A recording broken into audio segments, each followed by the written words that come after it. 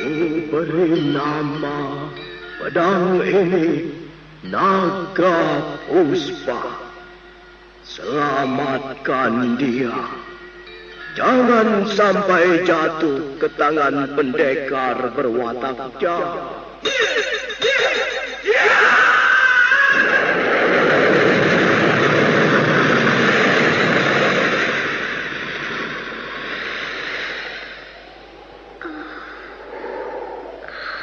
Kakang Kamandanu, kau masih juga tidak percaya bahwa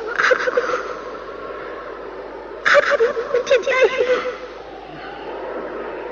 Mesin, maafkan aku, Mesin. Mesin, Mesin.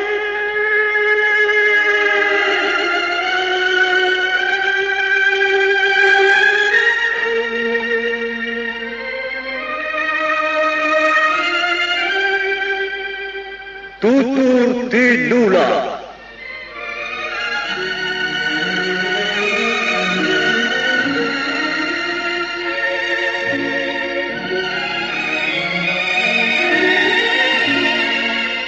Sebuah sandiwara radio serial, produksi Sanggar Cerita dan Teater Sanggar Prativi. Sebuah kisah dengan latar belakang sejarah runtuhnya Singasari dan berdirinya Kerajaan Majapahit.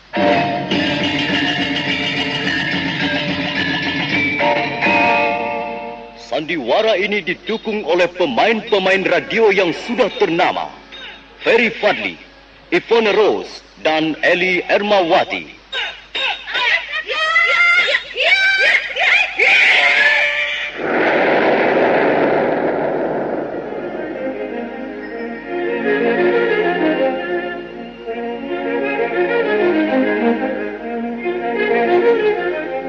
Cerita ini ditulis dan diolah oleh S. Tijab, hiasan musik dan sutradara C. Ispriyonoka.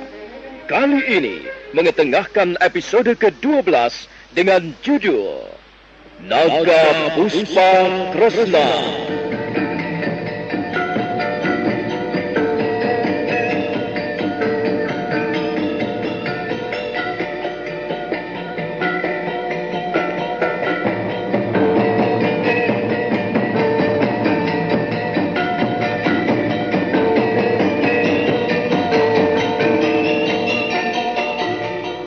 Dalam seri ke-352 ini didukung oleh para pemain Mario sebagai Kepala Desa Kaliselikur, Ferry Fadli sebagai Arya Kamandanu, Aik sebagai Mendur, Neni sebagai istri Kepala Desa, Arif sebagai Jongkong, dan Asdi Suhastra pembawa cerita. Selamat menikmati.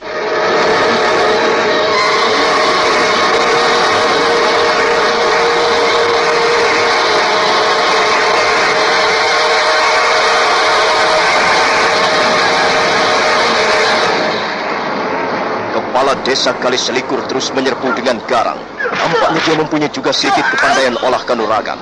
Serangan-serangannya terarah dan gerakannya, sekalipun kepala desa itu sudah cukup tua, masih cukup lincah. Tapi Arya Kamandanu adalah pendekar pilih tanding. Dengan kemampuan ilmu kanuragan Naga Puspa tahap pertama dan kedua, dia merasa tidak kesulitan untuk menghadapi serangan-serangan kepala desa. Bahkan kepala desa itu seringkali geragapan setiap kali Arya Kamandanu balas menyerang. Ya.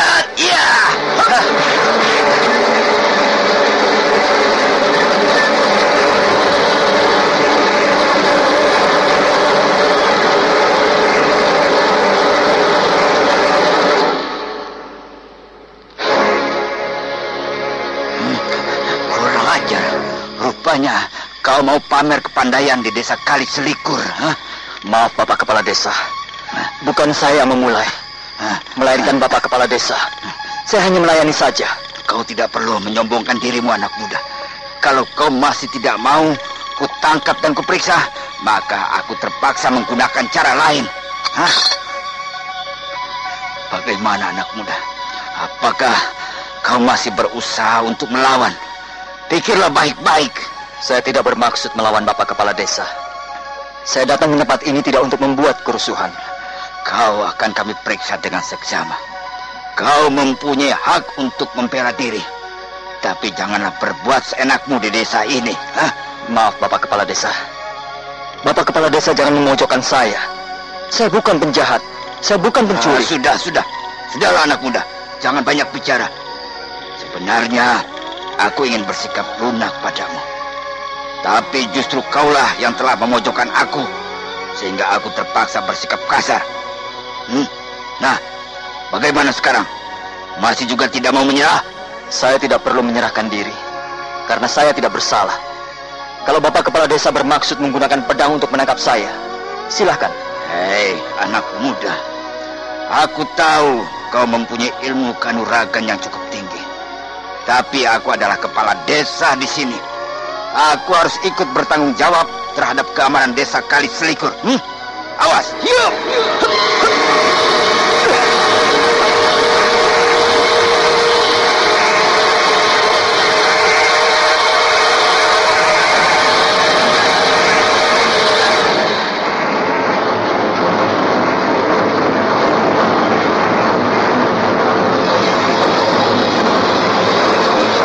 Dengan pedangnya yang berukuran pendek, kepala desa Kali Selikur menyerbu ke arah Arya Kamandanu. Arya Kamandanu berkelit dengan manis ketika mata pedang menyambar lehernya. Kepala desa Kali Selikur ternganga keheranan. Ia sama sekali tidak menduga bahwa Arya Kamandanu mampu bergerak demikian cepatnya. Tapi kepala desa itu ternyata adalah seorang kepala desa yang cukup berani. Kembali dia menyerbu dengan garang. Kembali mata pedangnya menyambar kiri kanan. 10 jurus segera berlalu. Arya Kamandanu tak ingin berlama-lama melayani kepala desa itu. Karena itu dia segera mengeluarkan aji seipi angin. Selanjutnya dia bergerak dengan cepat bagaikan kilat. Telapak kakinya menyepak pergelangan tangan kepala desa. Dan pedang pun terpental jatuh. Selanjutnya Arya Kamandanu menghantam punggung kepala desa dengan telapak tangannya.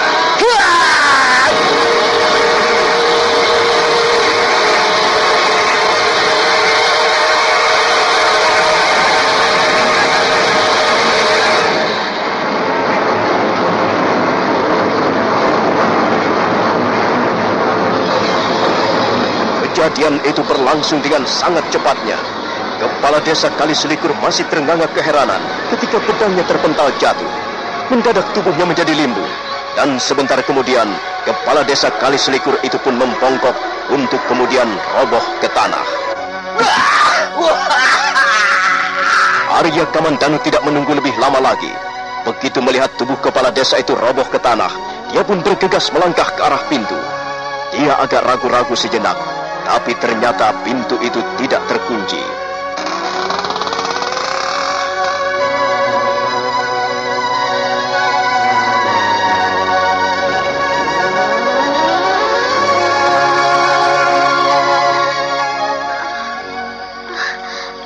Aduh. Siapa kau ini? Saya sedang sakit, Tuan. Saya anak Bapak Kepala Desa Kali Selikur, Tuan. Siapa namamu? Nama saya Mendur, Tuan. Aduh. Sakit apa kau, Mendur? Sudah berapa lama sakitmu? Entahlah, Tuan. Badan saya meriang, panas dingin. Sudah 2 hari ini saya terbaring di tempat tidur. Mulut saya rasanya pahit. Saya tidak doyan makan. Aduh, pusing. Pusing sekali rasanya. Aduh. Arya Kamandanu tersenyum. Dia sudah tahu siapa sebenarnya si Mendur, anak gadis kepala desa Kali Selikur ini. Dia jelas bukanlah Mendur yang sesungguhnya. Tadi ketika memasuki ruangan, sepintas selalu dia dapat melihat pandangan mata gadis Mendur yang aneh. Dan Arya Kamandanu sudah kenal benar dengan pandangan mata seperti itu. Pandangan sepasang mata ular naga Puspa Kresna. Mendur? Aduh, iya, Tuan. Coba, biar aku memeriksa sakitmu. Aku adalah seorang tabib yang sengaja diundang ayahmu. Tidak, Tuan. Tidak usah. Saya sakitnya tidak parah kok. Nanti juga sembuh. Jangan begitu. Jangan biasa menahan-nahan rasa sakit. Sakit harus diobati. Nah, diamlah kamu di situ. Aku akan memeriksa tubuhmu. Tidak, Tuan. Jangan. Arya Kamandanu melangkah mendekati Mendur yang masih terbaring di tempat tidurnya. Tapi dia terkejut sekali karena tiba-tiba kaki Mendur menendang dadanya. Jangan, jangan, tidak, pergi kau.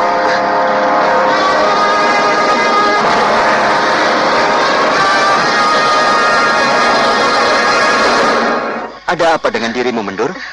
Aku akan menolongmu. Mengapa kau malah menendangku? Lihat, meja ini menjadi rusak. Tidak, Tuan. Saya tidak mau diperiksa. Saya harap Tuan segera pergi. Tidak, aku tidak akan pergi. Aku tahu siapa dirimu, Mendur. Saat berikutnya, Arya Kamandanu bergerak bagaikan kilat. Tangannya menyambar pakaian Mendur. Kain itu robek, dan Mendur berusaha menyembunyikan noda hitam di pundaknya bagian kiri. Nah, ketahuan sekarang belangmu. Mau lari kemana kau? Hai siluman! Kau memang cerdik, anak muda. Kau cerdik dan berani. Tapi kau keliru kalau menganggapku remeh. Percayalah, anak muda. Kau tidak akan bisa menangkapku. Kau tidak akan bisa melarikan diri lagi. Kau akan kugenggam dengan kedua belah telapak tanganku ini.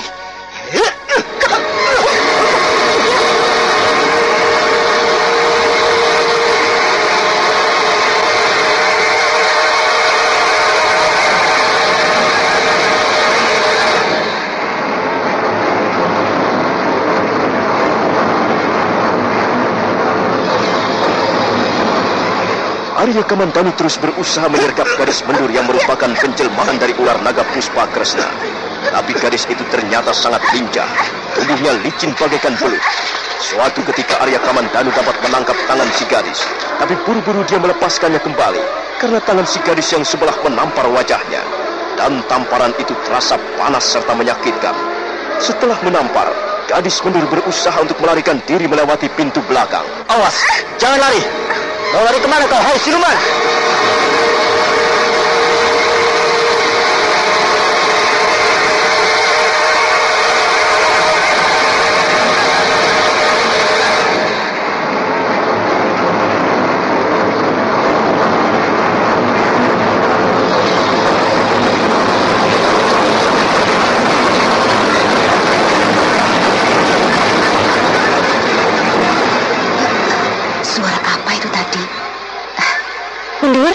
Mendur, bangunlah Nini, bangunlah sebentar, Nak. Aku masih ngantuk sekali, Bu. Bangunlah sebentar. Seperti ada barang pecah di ruangan sebelah. Bangun sebentar, Nak. Ada apa, Bu? Aku mengantuk sekali. Ada suara mencurigakan di sebelah, di ruangan sebelah. Sepertinya ada barang pecah berantakan. Mungkin tikus, Bu, atau kucing. Mungkin mereka sedang mencari makanan di sebelah. Biarkan saja, Bu. Bukan, Mendur.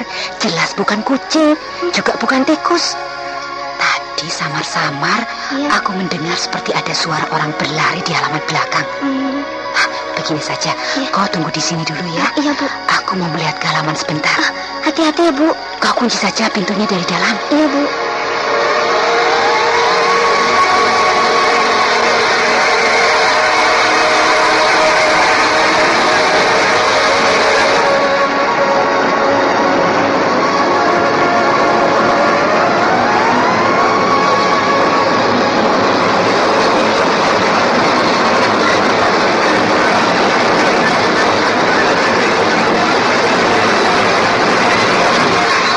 Istri kepala desa Kaliselikur, wanita setengah tua itu kemudian melangkah perlahan-lahan meninggalkan bilik tempat tidur putrinya. Pintu terdengar dikunci dari dalam. Istri kepala desa terus melangkah mengendap-endap menuju ke halaman depan. Dia terkejut ketika melihat sesosok tubuh seorang manusia terbaring di tengah pelataran. Dia segera mendekati sosok tubuh itu. Siapa ini? Siapa yang tergeletak di tengah pelataran ini? Pak. Ada apa kau ini, Pak? Aduh. Ada apa, Pak? Apa yang terjadi? Kurang ajar. Rumah kita kemasukan penjahat, Bu. Penjahat? Iya. Maksudmu pencuri? Perampok, Pak? Ya entahlah, Bu. Saya juga tidak tahu apa keinginan orang itu. Saya sempat bertarung dengannya dan saya dapat robohkan. Entahlah apa yang kemudian dilakukan oleh orang itu. Di mana Mendur? Di dalam biliknya. Dia tidak apa-apa kok, Pak. Dia tidur bersamaku. Apa kau tidak mendengar suara ribut-ribut? Aku mendengarnya, Pak. Itulah sebabnya aku keluar. Aku mendengar seperti ada barang jatuh berantakan di ruangan sebelah sana. Kemudian seperti ada orang berlari-lari di halaman belakang. Oh, iya. Oh, kalau begitu mari kita periksa. Jangan-jangan memang benar dia bermaksud merampok kita.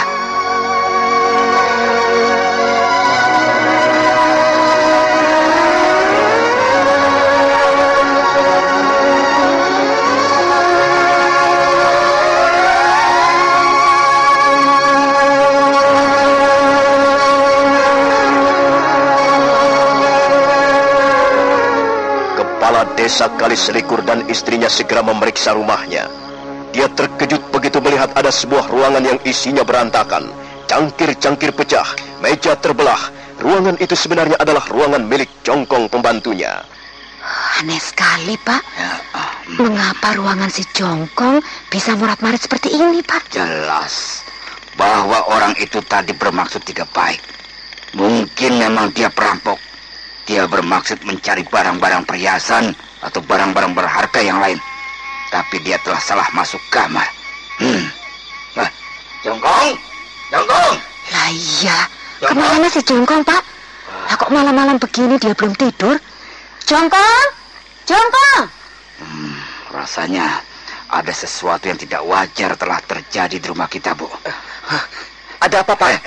Iya. Gimana saja kau? Saya di sana, Pak. Kau ini bagaimana, Tokong? Aduh, bukan yang jaga rumah, malah keluyuran. Apa kau tidak tahu apa yang telah terjadi di rumah ini? Jongkong. Iya. Kau baru saja ada di mana? Di sana, Pak. Saya bersembunyi. Mengapa kau bersembunyi? Apa kau telah melihat sesuatu? Iya, Pak. Saya melihat. Saya melihat Bapak Kepala Desa sedang berkelahi dengan seseorang. Saya takut sekali, Pak. Saya takut. Lalu saya bersembunyi. Di sana itu di balik lumbung padi, Pak. Jadi kau melihat aku sedang berkelahi dengan seseorang? Iya, Pak. Saya melihatnya dengan jelas. Tapi maaf, Pak. Saya tidak berani membantu. Jadi kau melihat apa yang dilakukan orang itu, Jongkong? Loh, di mana Nini Mendur ini? Kau jangan main-main, Jongkong. Kau jangan main-main, Jongkong. Jangan berputar-putar, Kalau kau mempunyai keterangan, katakanlah dengan jelas. Ayo. Iya, Pak. Iya, saya memang melihat orang itu. Dia memasuki bilik saya, Pak. Iya, memang ruangan bilik saya tidak saya kunci. Saya memang belum ingin tidur kok. Jadi kau tahu apa yang dilakukannya di ruangan bilikmu itu? Kong, aku mendengar ada suara barang jatuh berantakan. Arahnya ya dari ruangan bilikmu itu. Iya, Bu. Saya mendengar ada orang yang sedang bertengkar. Entahlah siapa mereka. Tapi sepertinya laki-laki dan perempuan. Perempuan? Iya. Apa kau menyimpan perempuan di rumahku ini, Jongkong? Tidak, Pak, tidak. Perempuan itu sepertinya Nini Mendur, Pak. Jangan ngaco kok, Jongkong. Mendur tidur bersamaku. Iya. Lagi pula buat apa Mendur keluyuran ke ruangan bilikmu, Tapi saya dapat mendengarnya dengan jelas, Bu. Benar, Bu, saya tidak berdusta. Saya mendengar suara Nini Mendur. Bahkan saya mendengar Nini Mendur tertawa-tawa.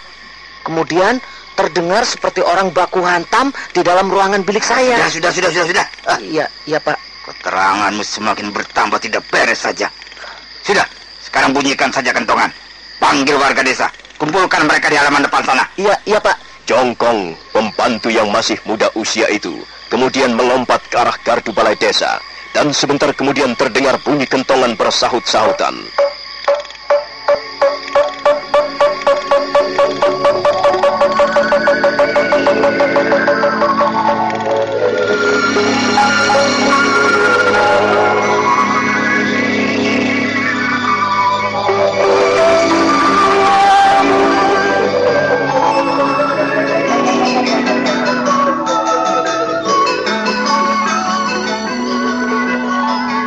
Malam itu desa Kaliselikur menjadi geger. Demikian mendengar bunyi kentongan bersahut-sahutan, warga desa segera terbangun dan mereka berbondong-bondong pergi ke rumah kepala desa.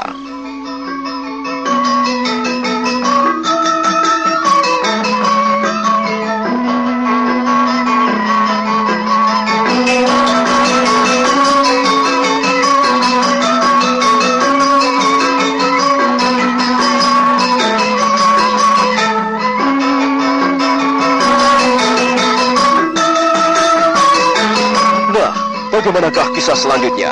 Apa yang akan dilakukan kepala desa Kaliselikur? Dan bagaimana dengan Arya Kamandanu yang masih mengejar Mendur sebagai penjelmaan dari ular naga Puspa Kresna? Saudara pendengar, silakan menunggu seri berikutnya. Sampai jumpa.